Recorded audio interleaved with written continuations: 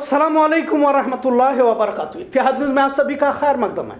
आज तीसरा रमज़ान है और मुस्लिम समाज मुस्लिम माशरा रमज़ान की रूहानियत के बजाय बाजारों की रौनक में इजाफा लाने की जद्दोजहद में लगा हुआ है।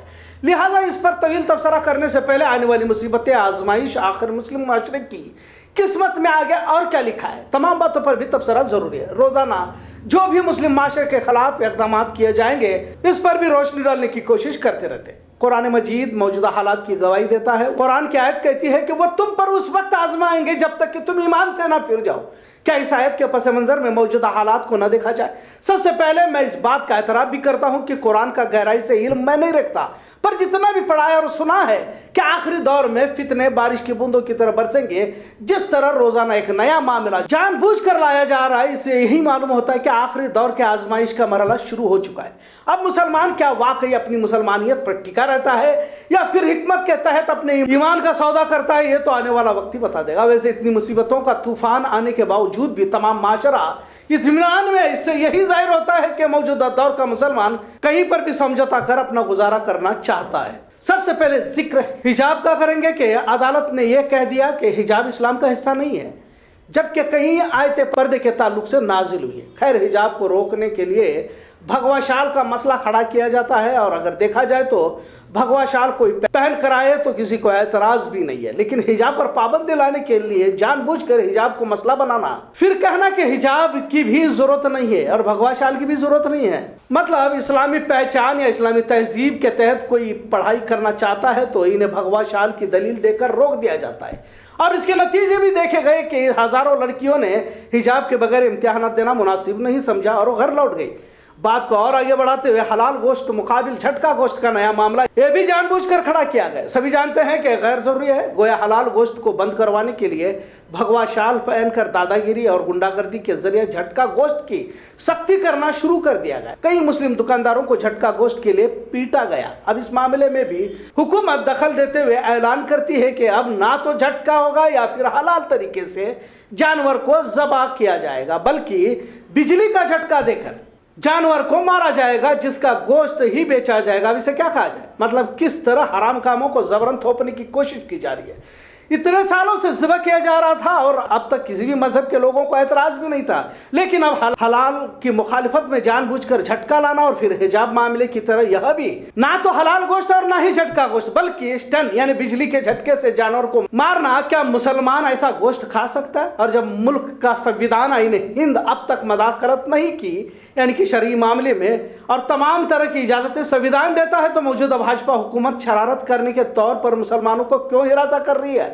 मुसलसल कुछ ना कुछ बयानबाजी या फिर नया कानून जो मुसलमान इस्लाम के खिलाफ हो लाया जा रहा है। तमाम माशरा, सोसाइटी, पूरा देश और नाम निहाद सेक्युलर पार्टियां भी और यहां तक सेक्युलर लीडर भी खामोश है। तमाम जमातें, इदारे, तंजीमें हराम कामों पर फिरका परस्त आमादा कर रहे हैं, लेकिन नाम निहाद दीनदारों की जबान उठने को तैयार नहीं। एक और मजीद जुल्म अजान को लेकर मुसलमानों पर ढाने की बात कर्नाटक की हिंदुत्व तंजीमों की जानिब से कही गई। आज भी कई जगह पर प्रेस कॉन्फ्रेंस के जरिए से यही ऐलान किया गया। रमजान का मुबारक महीना शुरू है। फजर नमाज के अजान के वक्त जय श्री राम के नारे और ओम नमः शिवाय का जप करने की तहरीक रियासती सतह पर चलाने का ऐलान आज किया गया। उन्होंने कहा कि पूरी रियासत में जब भी अजान की आवाज गूंजेगी, मस्जिदों के सामने स्पीकर के जरिए इस तरह का जाप किया जाएगा। अब इसे शरारत नहीं तो क्या कहा जाए?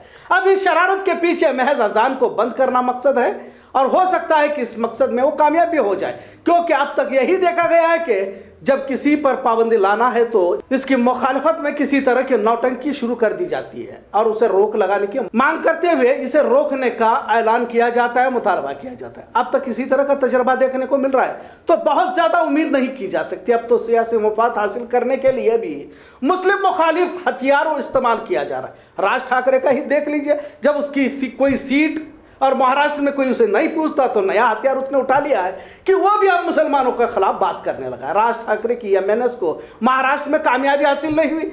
सियासत में हमेशा शिकस्त पाता रहता है, एक सीट भी हासिल नहीं होती, लिहाजा सियासत में कामयाबी का शॉर्टकट रास्ता इसी तरह से मुस्लिम दुश्मनी से निकाला जाता है। अब इसी नहज पर राज ठाकरे ने तमाम मस्जिदों से स्पीकर को उतारने की धमकी दी। जाहिर है अपनी सियासी साख बचाने के लिए भाजपा संघ परिवार से ताल्लुक जोड़ने की भी बात राज ठाकरे पर कही जा रही है। मुसलमानों की दुश्मनी में यूपी से भी आगे कर्नाटक निकलता दिखाई दे रहा है, लेकिन तमिलनाडु, आंध्र प्रदेश की रियासत की हुकूमतों ने भारत का आईटी सेल कहलाने वाले, भारत का आईटी मरकज कहलाने वाले बेंगलोर के कई बड़ी कंपनियों को तमिलनाडु और आंध्रा को शिफ्ट करने का मशवरा दिया। इनका कहना है कि रियासत कर्नाटक अब हिंदू मुस्लिम तशद्दुद का मरकज बनता जा रहा है, लिहाजा यहाँ की बड़ी कंपनियां निकलकर आंध्र प्रदेश या तमिलनाडु में बस जाए ताकि तरक्की कर सकते हैं, क्योंकि अब कर्नाटक भाजपाइयों की फस्ताई ताकतों के हाथों में है और अब किसी तरह की तरक्की की उम्मीद बेकार है। वाज़ह है कि कर्नाटक में पहली बार इस तरह का नफरती माहौल देखा जा रहा है। अब फिर से मुस्लिम समाज पर आते हैं। मुस्लिम पर्सनल लॉ बोर्ड ने कहा है कि भारत के हालात 1857 और 1947 से भी खतरनाक है और दीनी रहनुमाओं ने नजर रखी हुई है और हम गाफिल नहीं है। लेकिन रोजाना जिस आजमाइश के दौर से समाज गुजर रहा है, इसके लिए अब तक कोई मनसूबाबंदी नजर नहीं आ रही। महज कुछ जुमले कहने से क्या जिम्मेदारी पूरी हो जाती है? आखिर इस तरह खामोश बैठने का मतलब क्या है? आखिर कानूनी कार्रवाई की बात तो की जा रही है, लेकिन अब तक कार्रवाई क्यों नजर नहीं आ रही? नस्लकुशी का 8वां दायरा पार करने की भी बात कही जा रही है, लेकिन मुस्लिम समाज, मुस्लिम माशरा, मुस्लिम रहनुमा, दीनी सियासी खामोश नजर आ रहे। एक आधा स्टेटमेंट देकर, एक आधा बयान देकर इस अंधी बहरी हुकूमत को कुछ फर्क पड़ने वाला तो नहीं है। कहाँ थे वो तमाम जिम्मेदार जब बेटियों के सरों से हिजाब खींचे जा रहे थे? अब तो हराम गोश्त की तलकीन की जा रही है। दिल्ली में मुसलमानों के खिलाफ हिंदू महापंचायत का एहतमाम किया गया, जिसमें टी नरसिम्हानंद और सुदर्शन चैनल के सुरेश चौहान ने फिर से खुले मन से मुसलमानों के खिलाफ जहर उगलते हुए हथियार उठाने की बात कही और हथियार रखने का ऐलान किया।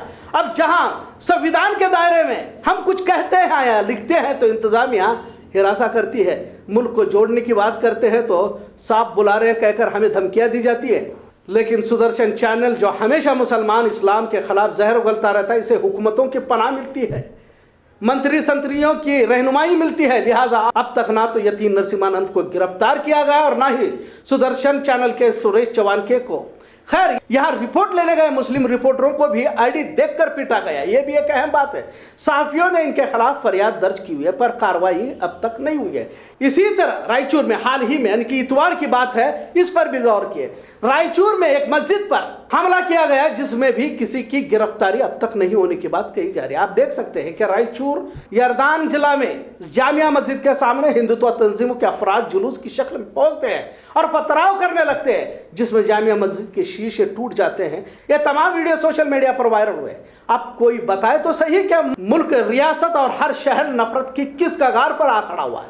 कल आपको इसके आगे जो श्रीलंका में जो तरह की खाना जंगी चल रही है, अब भारत भी उसी दिशा में चल पड़ा है, इस पर तबसरा किया जाएगा। लिहाजा हमारे नए चैनल इत्तेहाद मीडिया बेलगाम को सब्सक्राइब करें, लाइक करें, शेयर करें और वीडियो कैसा लगा इस पर कमेंट भी करें। इत्तेहाद न्यूज़ देखने के लिए शुक्रिया। अल्लाह हाफिज़।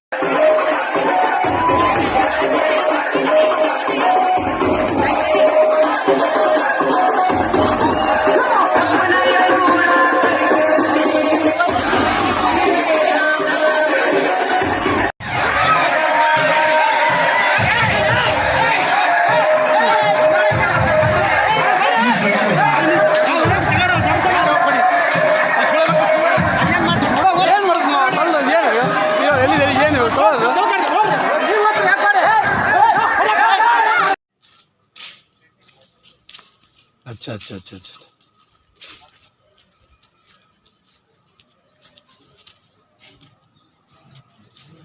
ठीक है, सोच के बोलता हूँ।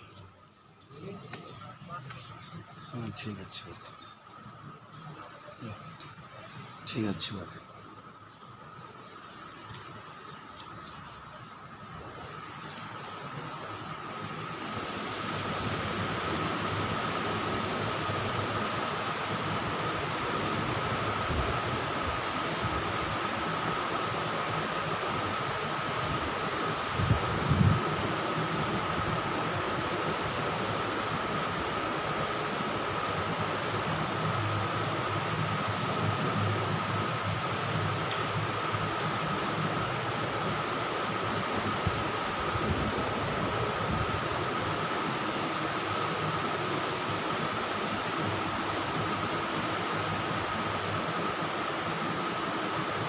ಮುಲ್ಲರ್ ಮೈ ಬೈಯಾಗ ಅಲ್ಲಿ ಇನ್ನೂ ಇಬ್ರು ಹೋಯ್ರಿ ಹಾಸ್ಪಿಟ್ಲಿಗೆ ಹೋಗ್ಯಾರ.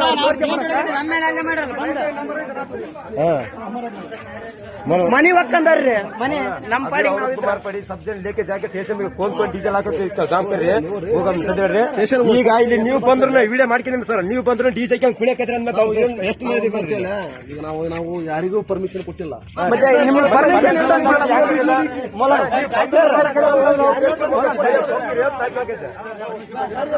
ಸರ್ ನೀವೆಲ್ಲ ಕೇಳ್ತಾ ಏ ತಡ್ರಿ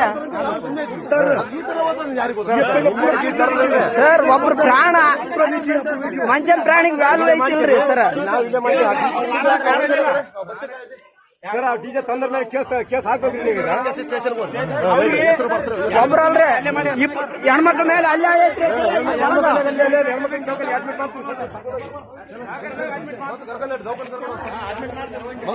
ಏನ್ರಿ ಇವು ನಾವು ಒಬ್ರಾರ ಇಲ್ರಿ ಒಡೆ ಬಂದ್ ಬಿಡ್ಸಾ ಕುಂತೀವಿ ಕೆಕ್ಕೆ ಹೊಡೆದ್ ಬರ ಕುಂತಾರ್ರಿ. ನೀವು ಬರೋದ್ ನೋಡಿ ಒಯ್ಯಾರ್ರಿ ಆಚೆ ಸರ್. ಮನುಷ್ಯನಿಗೆ ಐತಿಲ್ರಿ ನಾವು ಯಾರಿಗೆ ಮಾತಾಡ್ಸಲ್ರಿ. ನಾವು ಬಣ್ಣದಪ್ಪ ಆಡ್ತೀವಿ ಇಲ್ಲ ಅನ್ನಲ್ಲ. ನಾವು ರಂಜಾನ್ ಇರ್ಲಿಲ್ಲ